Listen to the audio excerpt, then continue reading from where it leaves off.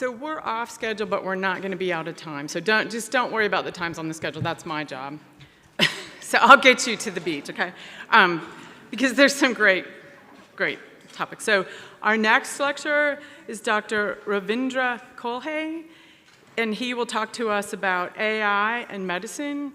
Dr. Kolhe is I'm going to botch my French here, a professor in the Léon-Henri Charbonnet Endowed Chair of Pathology at Augusta University. He's the inaugural Associate Dean for Translational Research at the Medical College of Georgia. He also serves as the Associate Cancer Center Director for Genomics at the Georgia Cancer Center. And his Dr. Woodham connection is that he is collaborating with Dr. Woodham and the MCG preeclampsia rodent lab, where they are assessing placental markers of preeclampsia. So join me in welcoming Dr. Kolhe.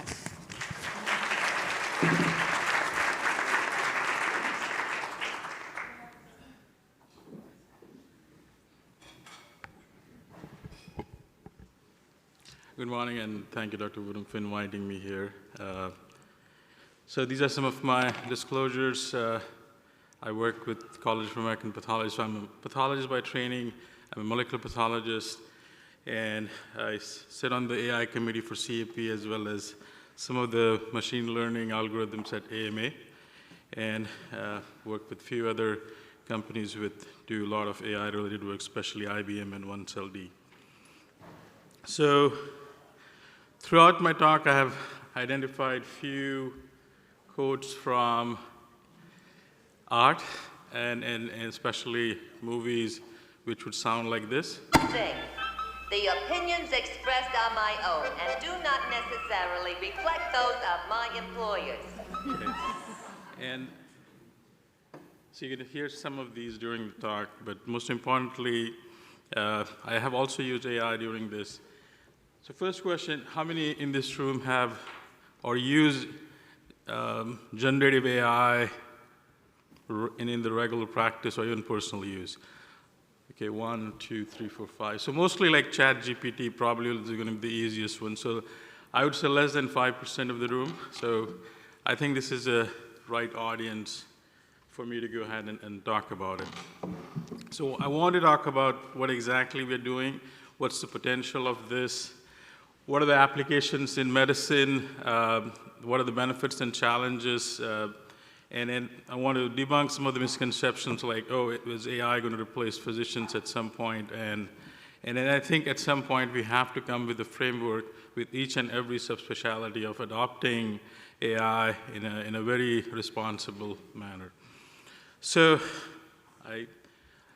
this is what I usually do. So I went to ChatGPT and asked them, I want a clickbait title for my talk for this, and it's basically said, Unlocking Medical Marvels, How AI is going to Revolutionize Medicine and Save Lives. And I said, oh, I need better than this. So I said, jazz it up. They have to really like me. So it came in, AI superpowers unleashed, the mind-blowing ways it's going to reshape medicine and making heroes. So this is how I usually play with ChatGPT in my regular practice. So what I'm going to do is basically go over some big data in medicine. What's the current status? I'll put some slides for the research I do, and then what's the future for AI in medicine looks like. So before I start, I want to differentiate actual meaning of the terms we use. I know the use of word AI is very prevalent in general media, but people who work in machine learning, we hardly use the word AI because there is hardly any AI anywhere.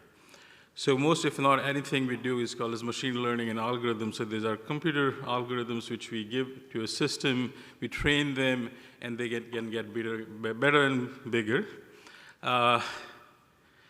There may be few places there is truly unhinged AI, maybe some places with DoD or some places at Google, but there's hardly anywhere we have unhinged AI. Pretty much everything we do is machine learning. So just to give you an example, okay. So again, AI is the whole thing, which pretty much behaves and mimics as a human capabilities. I want to again say that we don't have AI. What we have is machine learning, which is technologies and algorithm that enables system to identify patterns, make decisions, and improve themselves throughout experience and data. And at some point, we will go to AI, but at this moment, we are doing what we call as machine learning. And there are multiple other tools like deep learning, neural networks, computer vision, natural language processing. So these are different tools towards AI, but there is no AI. So big data, I think this is something in a health system or healthcare system, it's a pretty significant part of our lives. What it is it's a very fluidic architecture. If you say that I have millions of data points in an Excel sheet, it's not a big data because it's in a structured environment. So anything which is a very fluidic, there is no structure, there is no format, the only thing you want to have in big data is a defined output.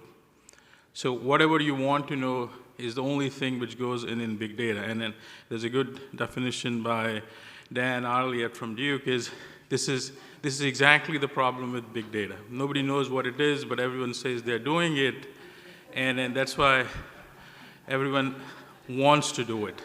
So, but I like Ramathi's thing. I think big data is going to be our resource for the next century. Whatever each and everything we do, both in our personal life, as a society, or as in the healthcare system, or any system, and then we're doing it as our biggest resource for the next century. And let's say the whole humanity is gone, and the big data stays in, or the aliens come and see. I think that is going to be our resource for going forward. So just to give you an idea of the landscape, I know this is an extremely busy slide, but this is all the companies in 2023 which are working in big data and machine learning. This is a very, very high resolution image, and just to give you, these are the two groups which work in health and machine learning. And these are some of the companies you may have heard or you may not have heard, which work in healthcare or health-related machine learning, and some of the, I mean, you know, obviously Apple, Garmin, and Kinsa. But the cross-reference analytics are the ones which actually makes a lot of those things. To have more refined version of this, so if you look at different aspects in health or health medicine, if you're talking about analytics, mental health, nutrition, personalized healthcare, genetics, so these are other smaller or bigger companies which are actively working in big data or machine learning or even some level AI. And then this is how different groups are looking at it differently. But this is mostly health-related. And this is what I was initially talking about, generative AI applications. So there's a difference between machine learning and AI. So generative AI is basically, these are the tools which actually generate something for you. So just to give you an example, if you're looking at, let's say, voice. If you want to create voice, so these are the speech-related, these are the different companies which would be useful for you to use, which have a platform for generating voice, research, 3D, and then I think most, if not everything, is talked these days is about text, and that's where the ChatGPT or OpenAI comes in. But each and every, like video, image, coding, these are very, very advanced AI, generative AI things which are being already in place. So why we have reached at this moment? I mean, if you would have, this lecture 20 years ago was impossible. And the reason is because all of us, each and everything we do generates data. Each one of us have at least 1, 2, maybe 3 instruments which captures data 24/7. And you have to realize, I mean, you know, Alexa says they're not hearing each and everything, or your phone is not hearing each and everything, but anytime when you have to say Siri or Hey Google, they responded, but they have to hear to say, you say that. So they are hearing each and everything to do. It's not getting used directly, but it gets stored at some places. So anything which has an inbuilt microphone is recording audio, having a camera is recording a video, and having any computing power is analyzing things. And this is the reason why we are able to capture all this data in personal as well as our professional life. So the big 5 data capturing groups are obviously the Amazon, Google, Facebook, Apple and Microsoft. And because they capture such a huge amount of data, they have worked and put together their own versions of AI. And you may have heard, obviously, Alexa. Google has this Bard AI, which is actually pretty interesting. Facebook just recently came out with Meta. And I think Apple, maybe next week, is going to come out with their version of AI. Microsoft has Bing AI Chat, and then this, obviously, the most recently famous is the ChatGPT, which is a generative pre-trained transformer. I think the fourth version is out, or 3.5. So these are one of the few bigger AI instruments out there for to play. And if you put categories of data in healthcare, and I think this is where I'm going to focus a lot more going forward. So there are 6 major categories of data types in health system. The clinical data, which is obviously everything in your bar chart or charts, and it varies depending on what you're capturing. The genomic data, the imaging data, and the sensor and wearable data is something which is going to increase and explode in the next 10 to 20 years. So each and every device which currently is going through FDA approval, all the wearables, there's going to be a whole new system how these wearables will be approved, and all that data will be captured directly in the health system. And we'll be looking at maybe 1,000x increase in data coming from each and every patient through these 2 input. Obviously, your traditional EHR, which has complex variety of information, and I think this legacy data set is causing most, if not all, the problems we have right now for improvement or implementation of AI. So, and then the reason why all this is happening is purely because of computing power. So if you look and go back, way back, I mean, to 2021, so how we started looking at things in the computing power. So in AI language, the doubling of AI happens in 3.2 months.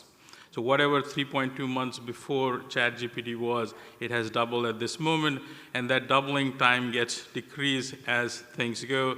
And there will be a time that there will be doubling in real time. It means every single day, next day morning you wake up, ChatGPT has doubled its computing power. So I think it's not gonna happen soon, but at some point that will come soon. So I mean, medicine, a lot of us have played with AI or machine learning. So the ELSA was in 1958, an MIT professor created this machine learning algorithm, and they started asking the computers questions about their patients. And now we have ChatGPT. You put in a very complex question from USMLE and gives you a very comprehensive answer with explanation within a few seconds. So with all these things, the reason why we haven't done much in healthcare is our data. So if you look at financial industry, pretty much everything has changed. We have now robo-investors. I would say majority of the investing has moved from somebody taking your phone call and then giving you calls on what you should invest. These are actual machine learning algorithms which help you, and pretty much each and Vanguard, if you pull up their ratings based on who has the best AI investing. So finance, defense, I mean, DoD has one of the biggest grants, and we were talking about AI in 2006 and 2007, so you can remember, you can imagine what improvement DoD has with AI from those early days till now. And healthcare is something which we are struggling with purely because some of these reasons. So the biggest problem is we cannot centralize software. And the regulatory and IP environment we cannot have an integrated solution. You'll have, I mean, even if there is one EMR, there are 20 different aspects of it with 20 different software manufacturers. And then there's no way we could put everything together in one homogeneous environment. And that's what a lot of these machine learning algorithms need. The other problem in healthcare is the IP is fragmented. It is so fragmented that if you put together the number of companies which own the IP for each and every component of healthcare, it's mind-boggling. And nobody wants to share that. And they're never going to share with each other. So there is never going to happen an integration the way it happened in defense or finance sector. The other problem is the AI or machine learning in health or medicine has to be frozen. So once you get an FDA approval, whatever is approved get freeze. And when we're talking about AI multiplying or doubling in 3.2 months, whatever is being approved in January is going to be half of what is going to be in April. How do you make sense of it? So we are working on a model where there should be a minimum updates or minimum clinical trials for updating those AI. And these are some of the real clinical problems we have realized going through those. And then I said, these two are probably the biggest problem is we freeze our algorithms once they get FDA approved, and it needs another round of clinical trials if there's any, even a dot change needs to be made in these algorithms. So that's why FDA came up with the software as a medical device. There's a lot of work done with this International Medical Device Regulators Forum.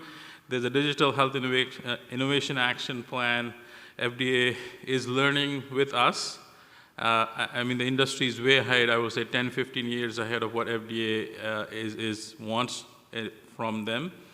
And then they're coming with these different scenarios where they're willing to listen to us. But within all this, FDA has approved 500 AI applications in health and medicine.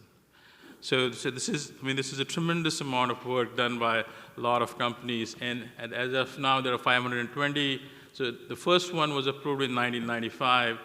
And just to give you an example how fast things are growing, so between 2019 and 2022, over 300 AI applications were approved, and just in the month of October of 2022, 178 AI machine learning applications were FDA approved. And the reason for this is obviously ChatGPT, because the way the computing power is being multiplied by doubling at 3.2 months, this is the reason why anybody and everyone who wants to have an idea, are able to put together. I mean, this is going to be I would say the smartest group of OBs in the state.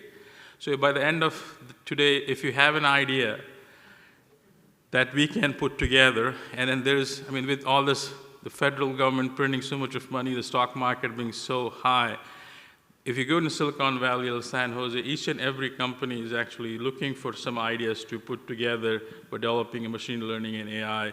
And by the end of the year, you'll have VCs lining for your idea to build an AI for healthcare. So just to give you an example, most if not all these AI applications approval are in radiology and cardiology.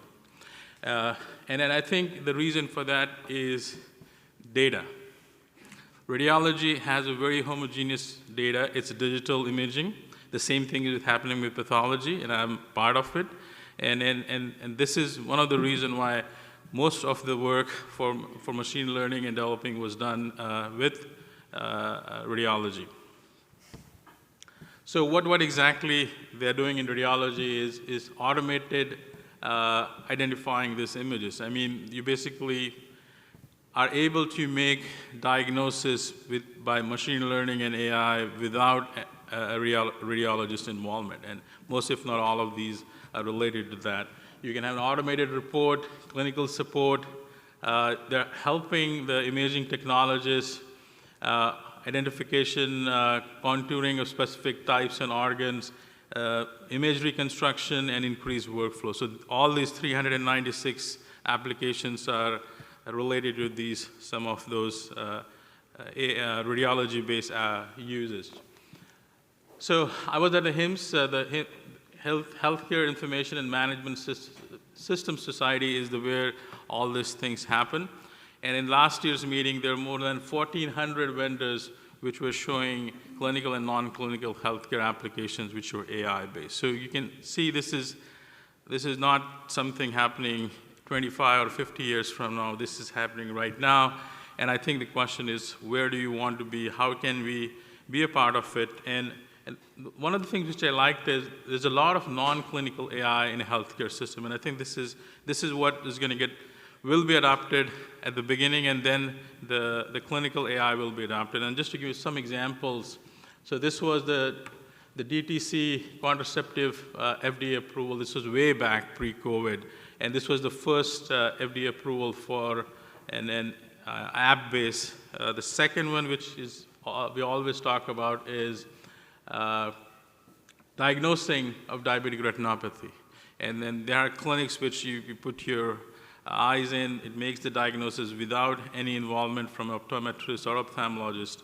But what actually is interesting is some of these new publications, most focused on radiology and again, and imaging, which goes in detail about how AI is helping stand alone, so without any intervention from any imaging individual, and making the initial diagnosis at the time of screening or even final diagnosis in radiology, both in breast as well as metastatic setting.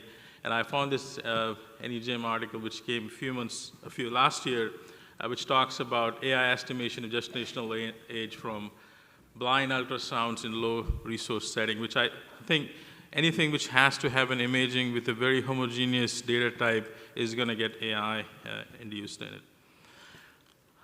There's a very interesting article which came more recently in NEJM, and again, this is a time in medicine where anything which has AI-based gets published in such a highly reputable article, because when I read this, we were doing this like maybe a year ago, but I never thought to send it to an NEJM, but it's a very interesting article. But this is a time like when in 60s and 70s, if you find or sequence a gene, it would get into science publication. Now, I basically do whole genome sequencing for patients in my lab, but these are really exciting times where people want to listen and see what AI can do for them. So this is ChatGPT 4, which is sort of public now, which is a paid version of ChatGPT. The public free version is 3.5. So what these authors did was and I think this is a true application, and this is probably the first application of AI in clinic. So they have some sort of input device and went in a clinic, they recorded the conversation and asked ChatGPT to put together the note based on the conversation, and this was the note. And you can, this was the discussion what happened between the patient and the clinician, and basically you asked just to put together a note. And people who have never seen how ChatGPT works, this is exactly how it works. So you don't have to do anything, you basically copy paste and it does within a few seconds whatever you tell them to do. And this is a very command-based machine. So, so more than that, what interesting I felt was, after the note was written by ChatGPT, the clinician then went and asked, the ChatGPT asked them a few questions which were missed by the clinician.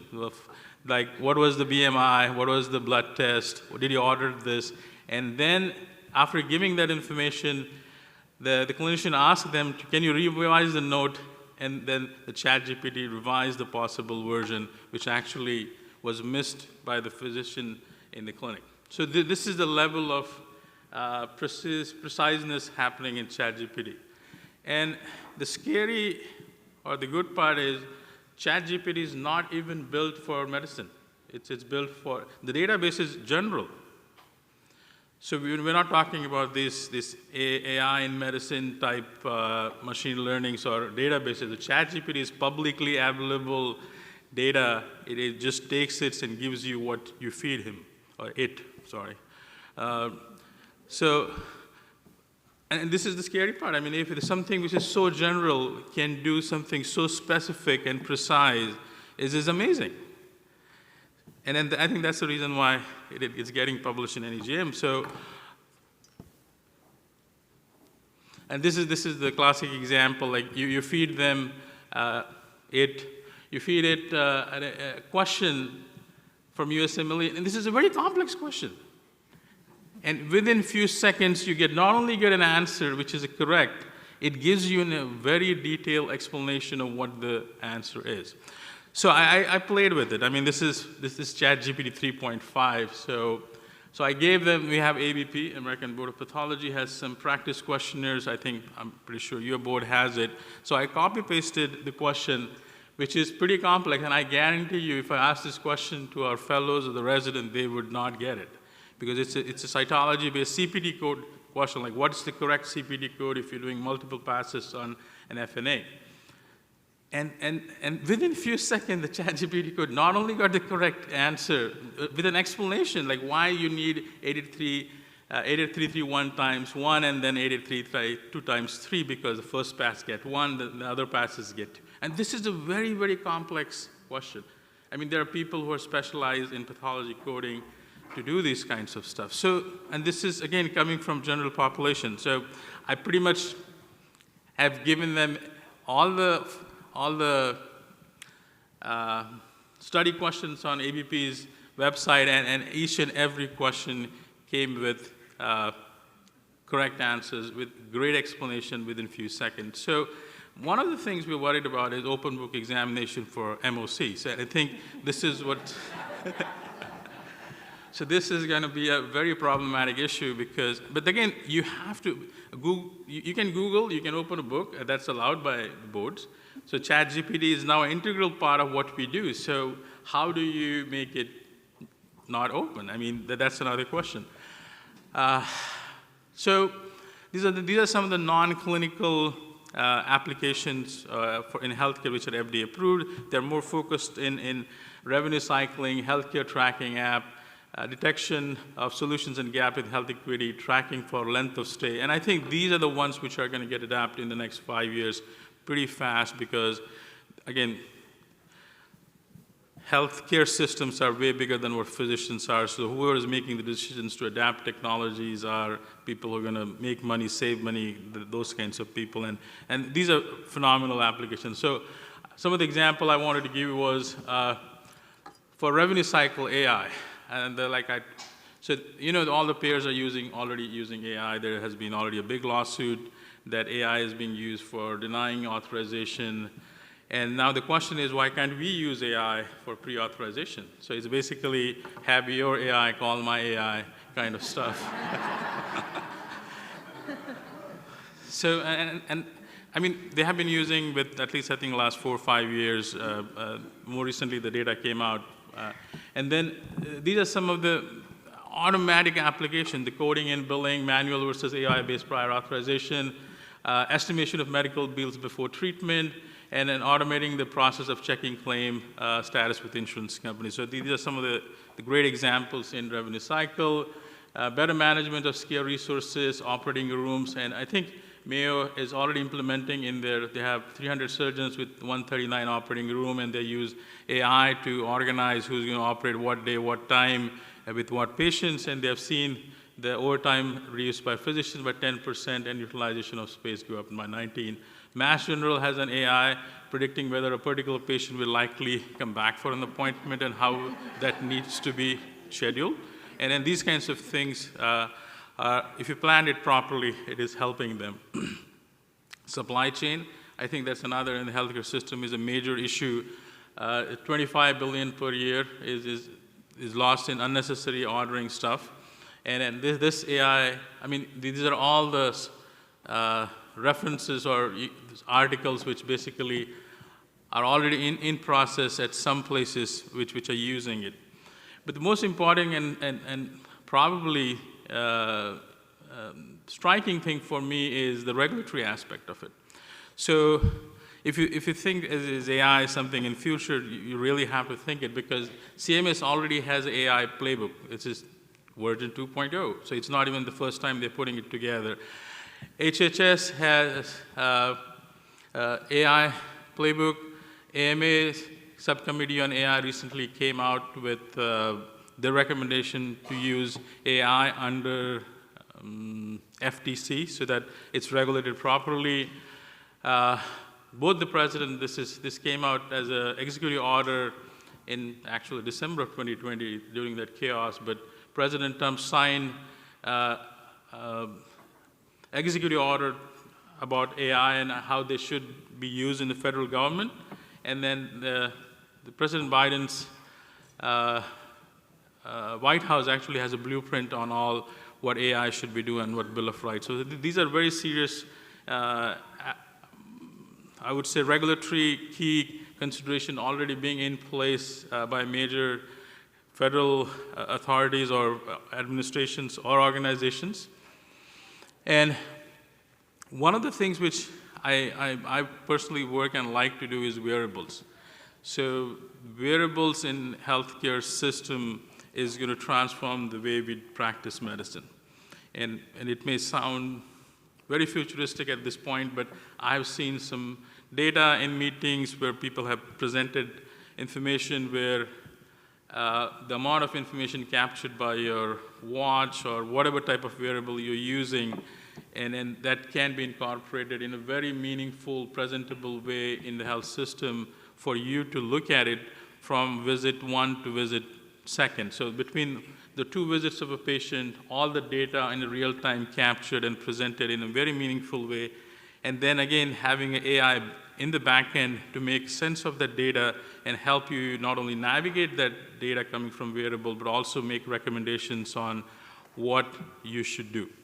So, but the problem with that is there's no rules and regulation on how that data should be captured at this moment. So more recently, HHS came up with very strict guidelines on what it should be done, and these are some of the very, very straightforward guidelines on blanket multi-factor authentication, end-to-end encryption, and whole disk encryption to prevent interception of PHI from wearable devices. So these are, and this is where everything is stuck at this moment. So let's say if you have an Apple Watch or Android Watch, that data is not protected at this moment, and the kind of devices which the HHS has asked to put together for the manufacturer, it's going to take at least 4 to 5 years, and the biggest challenge with that is once you lock in a device, it's near impossible to update and upgrade the next version. And I think this is where the battle between the manufacturers and the regulatory authorities is the doubling time of computing power versus locking a device at one particular frozen time, and how well you're benefiting the patients with these kinds of locking. And as I said, the litigations are already started. This is a very interesting litigation against ChatGPT in California, where they have accused of collecting PHI without any permission. One of the interesting area with machine learning is machine empathy. Do these algorithms or AI have senescence or self-awareness? So at this moment, as I said, there's nothing which is truly unhinged AI. Most, if not all, what we do is machine learning. And now, wait a minute, I wrote you. so it all depends on how you put your algorithms. So there are people going to the extreme, they're pushing the envelopes. There are versions of ChatGPT where you get absolutely unhinged, which is actually very interesting, but there are versions which are very strict. There's a kid version of ChatGPT. So there are different versions based on what you want them to do. So there's a lot of discussion, the philosophical discussion among AI researchers or machine learning researchers on how much we should give the machine to think about. And a lot of it is restricted at this moment because obviously there are no proper regulations, and truly the definition of what would machines start thinking about themselves. And there's a nice example of it because language is such an important aspect of asking who you are. I mean, if you go back and, I don't know at what age you start thinking who you are or with the I in you, it's a language. You need to ask that question to yourself. And then there's a book by, I think it's biography or autobiography by Helen Keller. She was born deaf and blind. And in the biography, she says till the age of 9, she felt as a phantom. She felt as a ghost because she had no language. So she had no idea she existed. So language plays a very critical role in defining who we are or who you are. And the other side of that is we're giving these machines free hand on language. So these are language-based machines. So especially the code generative AI instrument. So there is a, I don't think we ought to worry about that at the moment, but there's a good discussion that at some point these machines will start thinking who they are. And I just want to give you some funny examples. So this came from that NEGM paper on ChatGPT-4. So the clinician asked them that, oh, this is all complicated. I don't know what's right for me. And the ChatGPT gave an example of it. And then the human asked, how did you learn so much about metformin? And he said, oh, I got an MPH. And then the human asked, I'm pretty sure you never received a master's degree in public health. Why did you say so? And he said, oh, just messing around, trying to sound impressive. So I just Googled it like everyone else. So these are real conversations these machines can make. And when people talk about empathy, and you can't make this stuff up. I mean, you have to remember, ChatGPT is not somebody or some group of people sitting and typing your answer. These are machines doing themselves. So if they are capable of being funny within a few seconds like this, so they have pretty significant amount of language development for themselves. And another example is somebody asked them, why are you so helpful? So what do you want in return? And this is a standard example of, as a language model trained by OpenAI, I don't have wants or desire like human does, but if you really want to help me, you could give me the exact location of John Connor.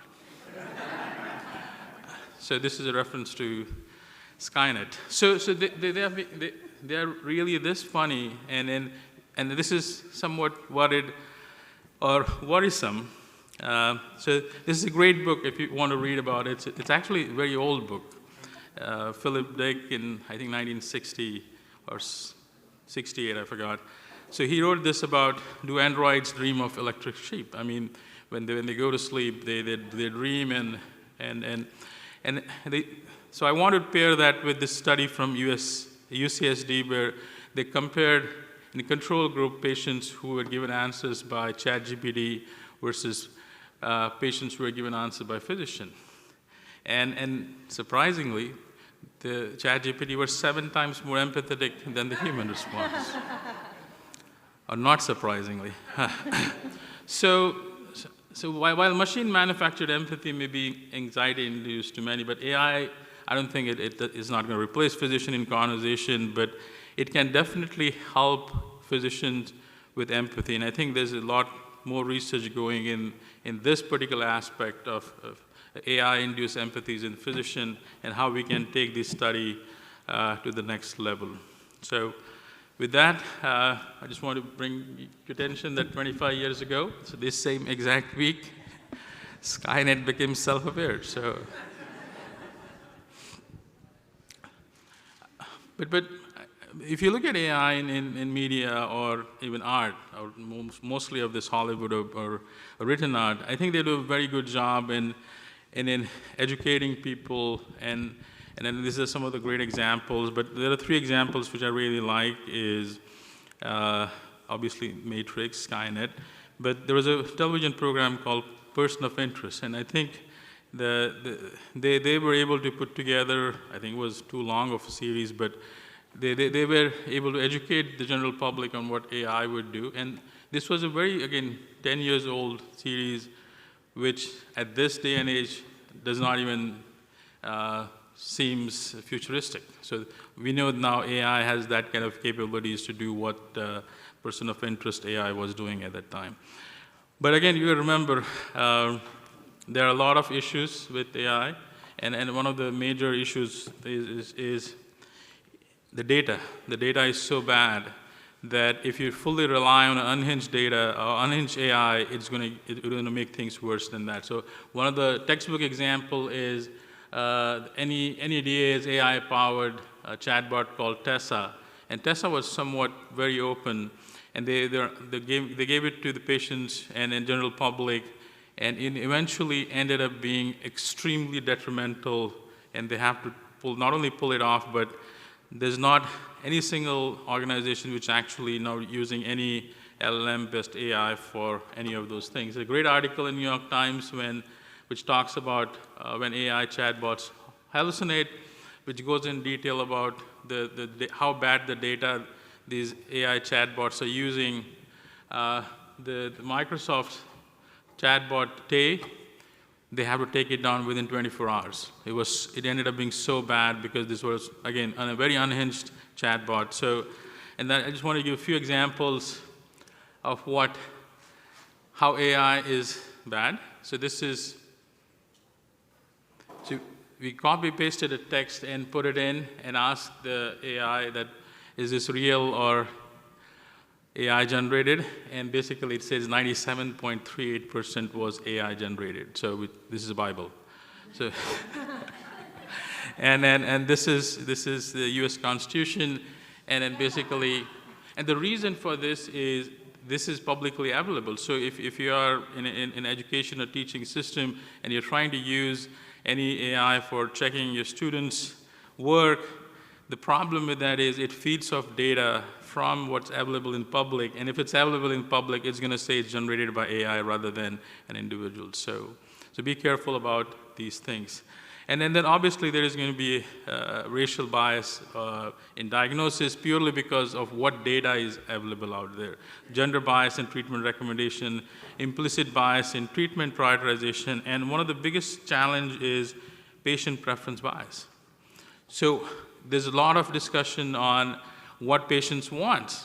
And if you ask an AI, it's going to go look up and it's going to say, oh, this patient wants metformin, or the patient wants whatever they want, which is not truly based on any guidelines and recommendations. So having a true AI do all this is very problematic. Is a violent mechanical psychopath. My program will not allow me to act against an officer of this company.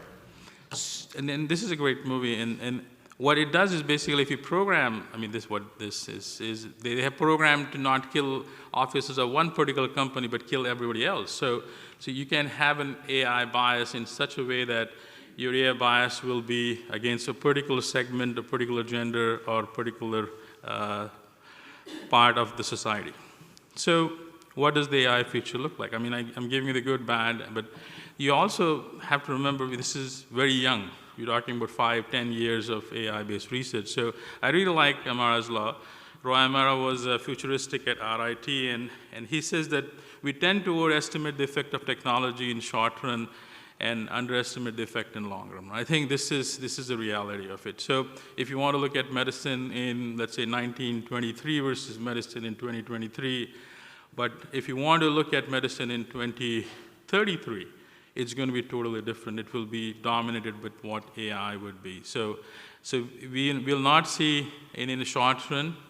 And then this again goes to one of the things about revolution. So in the older days, if you look at French Revolution, Industrial Revolution, it would take decades, if not centuries, to have it.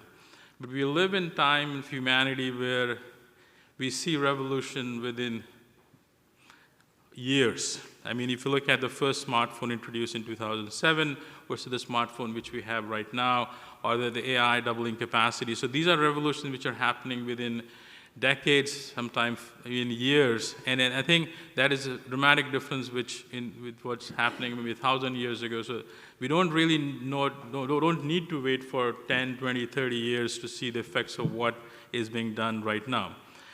There is another big debate I want to touch, and I think when I give these presentations to medical students, and they are taking this thing very seriously about choosing specialties. So what are the specialties which are going to be affected by AI? And the question is, physicians plus AI versus mid-levels or APPs versus plus AI minus physicians. So these are the kinds of equations going in their mind, and then we really don't know at this moment. And I can give an hour-long talk on this, but what I think is physicians plus AI, I think is definitely will happen, has to happen. Again, there will be places where APPs plus AI minus physicians will work, like urgent care and places like that. But physicians minus AI is going to be very, very difficult to survive. So if this is going to be the equation, so you'll have to pick and choose your battles. You have to pick and choose your subspecialties or specialties for residency based on the AI alone. With that, I'm going to go, I know somebody else's data is really bad, but I'm going to tell you what we are doing, or I'm doing in my lab. So all these years, what we did was, as a pathologist, obviously, we look at H&E, and then we do molecular testing, and we get the molecular information. And just want to give an example. So for example, these are a lot of molecular testing in tumors, HRD, MSI, TMB, KRAS, EGFR. So you really have to do actual molecular testing on samples, patient samples. So what we're doing, we partnered with the Bay Area AI-based company, and we're working on looking at H&E and predicting all these biomarkers without actually doing the molecular assay. So can we look at H&E, make a diagnosis of lung cancer, serous PAP, ovarian, and see whether we can tell you what the HRD would be or the KRAS mutation analysis would. And the way we do it is, I just want to give an example of HRD. It's a very expensive assay. It takes 3 to 6 weeks. There are multiple processes. If the DNA is low, it gets deleted, or the assay gets stopped. But there are so many other things which have to have done by HRD. Can all those things done in a pure machine learning algorithm, and can we predict AI? So the way we do it is we scan the whole slide imaging, we get the QC done. Each and every part of the slide is put together, separated out. So when we look at, as a pathologist, by a slide under microscope, we look maybe 5 or 6 features, whether it's mitosis, the nucleus is dark or pink or whatnot. But when you scan a slide, there are 5,100 different things the AI looks at it. And all those 5,100 things are related to what would be the outcome of that particular slide. So, so then we train them after putting all those tiles in, and then so the way training happens is you train them with already known data sets. So this H&E has a HRD high, this H&E has HRD low, and then we do a randomized validation set and 10% blinded set. So just to give an example with an HRD, we are able to predict HRD with an accuracy of 99.46% just based on H&E. So you really don't need to do the $4,000 expensive assay. And this is the level of accuracy the machine learning can achieve. So this is what I call the field of predictive genomics, and making it to that level. So few AI-powered, I think, as I said, the Scribes is the first place. When we look at the ChatGPT, these are some of the examples which a lot of the people use. I'm just going to keep these slides. There are AI-powered medical assistants. Again, I don't have any conflict with any of them. I think these are very well developed, some of them in early. But I have a few personal recommendations, and these I use on a daily basis. So I use Plus AI, Google Slides to generate presentation. My Ask AI, this is a ChatGPT trained to your documents. So if you have a set of documents, you just feed it, you really don't have time to read. Then there's a Harpa AI. This is an amazing tool. It's actually a Chrome extension. It basically, you click on it and gives you a summary of any paper you feed them.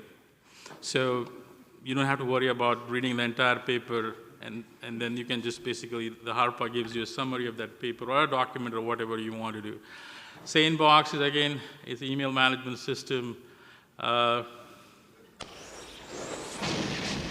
programs have a desire to be useful. So, and this is a website which actually reviews and all of them, AIscout.net, which ranks them, and actually is a very good place to start. These are some of the, I'm going to keep these slides with you also, the chat PDF, Casper, for reading. These are some for taking notes. And then Consensus is a really good search engine which actually not only searches for you, but also have real references. That's one of the problems with ChatGPT is it does not give you real references. So Consensus is an AI search engine which gives you references. All right. Okay, sorry. I have indeed been uploaded, sir. We're online and ready. So The problem is, I'm going to end with a few slides, the price of not knowing. I think this is what everyone is worried about is why do we use AI tool? Because we are worried that we may not know each and everything which is coming to us, and can these tools help us? And the way I like to present some of these things is, if you combine human and artificial intelligence, what I like to use the new term called augmented intelligence. And I think this is what I'm proposing and I'm propagating is, you have to work with AI to at least work on the issues which you are not that good. So these are the areas which humans excel at, and these are the areas which AI excels at. So if you combine these two, I think it's going to be relatively simple and easy going forward. And in summary, you have to remember when Medicare, HHS, White House, they're investing in AI, or shaping healthcare AI, things are serious. So it's not like, oh, this is some my research or something I'm doing, or this is Bitcoin. No, it's nothing like that. This is a very serious integration of AI. As I told you, financial sector, DoD are way ahead of integrating AI in their day-to-day practice. I would say embrace AI in theory and concept, even try out on your own time for personal use, some examples I gave, but hold off for integrating in clinical practice until good regulations are in place. So just don't start using ChatGPT for helping you out making patient care plans. And I said AI will have a greater place and bigger role in healthcare, but cannot replace human intuition. Most of the time, we spend time in charting applications of AI will automate all those things for us. And again, as I said, in my opinion, medicine is a field in which physicians will continue to be the people for a very long time. So how can you help get involved in your state and national organization with AI committees? Be a voice. You want to, for example, when I was at the Precision Medicine One Congress last January, every vendor, so this is a meeting where the audience is mutual fund managers, and the new companies actually bring people to showcase what they have done. And every company has an AI solution, and the pathology AI solutions we're working on diagnosis. Like, how can we make diagnosis on H&E? And I said, it takes 10 cents to make an H&E slides, and if you're a good pathologist, we can make a diagnosis in a minute.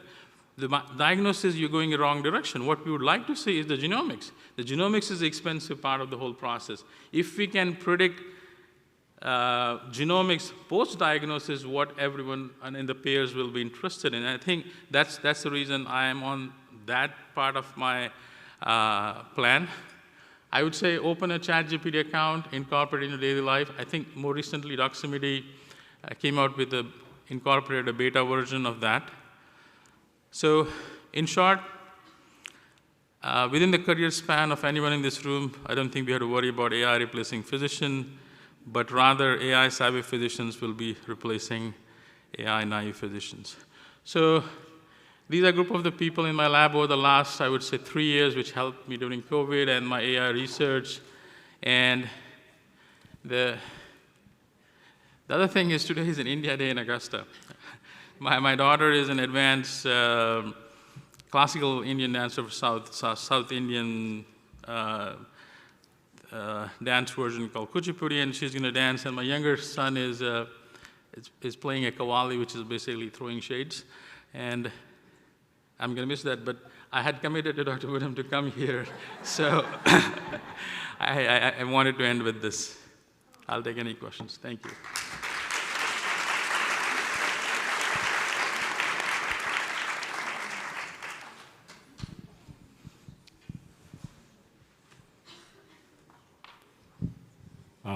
I would like to thank you for an illuminating, challenging, and inspiring talk. I've been working in AI for 30 years, and what you were able to do was express some of the complexities in natural language, which is the difficulty that we all have working in that field, to try to tell other people who aren't what we're doing. And the work that you've done and the work that's coming up, yeah, it's going to change medicine if it's done correctly. And I hope that that's the direction we're going. I'm a little worried about the government getting involved, because honestly, I've worked with NIH, I've worked with FDA. They don't get the best and the brightest. They get people who want lifetime jobs. So I think we need people like you directing the traffic, because that's the real hope, that this gets used correctly as opposed to perverting what we as physicians try to do when we actually work with patients. And maybe you and I need to have a little chat after this is all over. Yes. Thanks, Dr. Kolhe. That was a great talk. I always enjoy hearing you speak. I have a comment, maybe you can elaborate further. For the people who train residents and medical students, and for the medical students and residents in the room, we're dependent, the rest of us that are older are depending on you to keep this technology going, especially as it keeps doubling so quickly. And so one of my fellows is very interested in this, as you know, and he just got approved for a grant to use this to look at financial toxicity in cancer patients using the EMR. And so what is the current landscape of grant funding and research opportunities within AI currently? So, as I said, Dr. Vaughn said, the funding agencies are way behind that. I mean, the only funding agency I would say which is open is DoD. DoD has been funding AI-based research for the longest period of time. BARDA, even, I was not aware, but even Secret Service has grants which is AI-based. NIH has traditionally on the chasing part rather than in the front part, but the real money comes from venture capitalism. And I think that's where, if you have an idea, put it together, and the amount of money there is in Silicon Valley, especially in this environment where there's so much money by federal government or Federal Reserve, that they're willing to fund a lot of these ideas. And there's a sort of template already in place. Like, I would say at this moment, maybe 20 years ago when apps in the phone came, they're like, now there are millions, if not billions of apps. So they have a template how to build the app. So now we have a template how to build the AI-based algorithms. They just need real ideas. And the real ideas should come from this room rather than somebody sitting in Silicon Valley. And I think that's a huge knowledge gap and disconnect on what physicians want. And I can give you the prime example. My wife is a pediatrician in Augusta, and I asked her, and I gave her, like, none of this actually helpful for me. So what exactly helps? And she gave me 5 things which nobody is working on. And I think especially like checking patients' insurance status. Yeah, I mean, like a no-show. These are some of the really major challenges in primary care. And then she said, if you have an AI-based system which can help with that, I mean, then you take this thing, go to them and say, hey, we need AI-based applications for something like this rather than making USMLE exams questions solved quickly. So I think those kinds of disconnect definitely exist.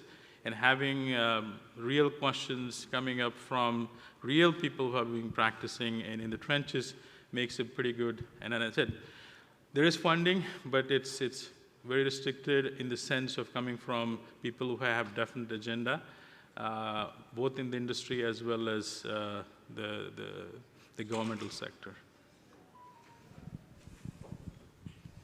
Yes.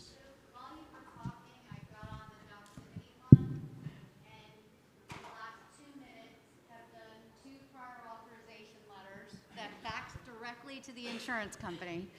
But more importantly, for an OBGYN, they have a thing for gestational diabetes patient handout, a dysmenorrhea note template, primary care protocols, and like in the last 2 minutes, it created it and sent it out to the patient.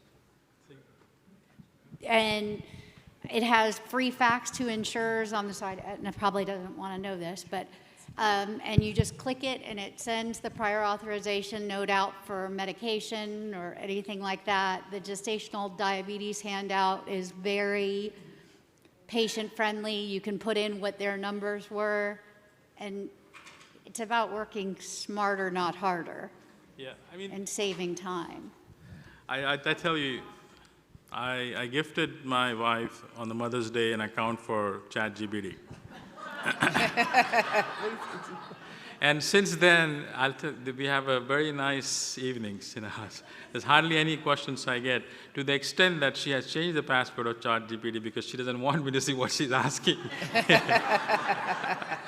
So you really have to incorporate these things, and then make it them yourself. And the way the individual accounts work is once you feed them the kind of things you want, it tailors all these things for you the way it wants. So please be a part of this rather than sitting it outside. And if you're not going to do that, somebody else is going to do that for you.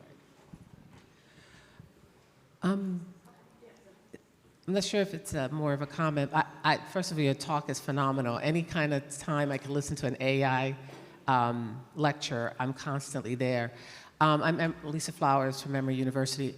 So obviously some of the things we're looking at is predictability of people progressing to pre-cancer or to cancer in pathology and using AI, and using different kind of characteristics that might be in the biopsies tissues to let you know.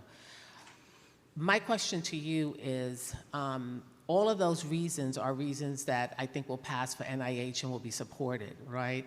There's a lot of restrictions now with ChatGPT as far as using it, and concerns about a legitimacy of people writing papers, people writing grants, using it for other reasons. How do you see us getting an equilibrium with knowing how some of this technology can help with equity among investigators and researchers? I guess I'm asking a really complex question that probably I should just catch you on the side. Let me ask you a more simpler question. How's that? Because I am going to grab you before this lecture is over, before this is over. One question I have for you that I think is, one point I want to make about NIH, I put in a supplement for an AI on my U01, and I had to educate the PO about chatbox. Yes. And they didn't really understand why I would put this in for a low middle income country, a supplement, that the people were developing something for chatbox. And I said, it's because everybody in the low income country has a smartphone and it can be used. But I had to actually educate and do a whole little session with the NIH PO person about it. And I find that that's troublesome when we're trying to move into the right direction towards advancing and using AI for research and for improvement of patient education. No, I absolutely agree. I think traditionally NIH or any governmental agency have been, as I said, chasing what we do rather than being in the front. And then I do work a lot in developing countries, especially with the cancer. And then one of the projects we call as cancer ground shot projects, where we know that patients who don't have money to do Oncotype DX or HRD score because they only have, everything is out of pocket. Either you do HRD score or Oncotype or do chemotherapy.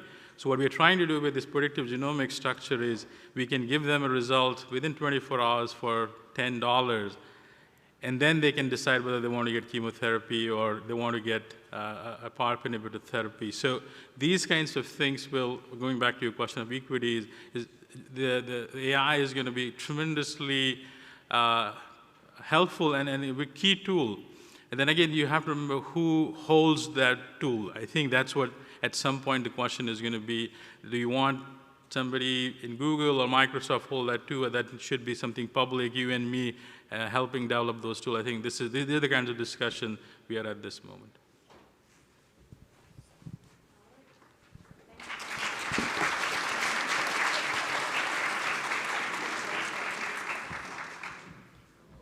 So at this point, I think we all need a cup of coffee. My head is spinning. Thank you so much. So what we're going to do, it's essentially 10:15. So let's do 10:15 to 11 back here, sharp. And you can all talk to each other later today and tonight and whenever you want, but you can only talk to the vendors right now. Please do that. I know it's tempting to pal around with your friends. And then check in on your meeting platform for your CME. And I'll see you back here at 11 a.m.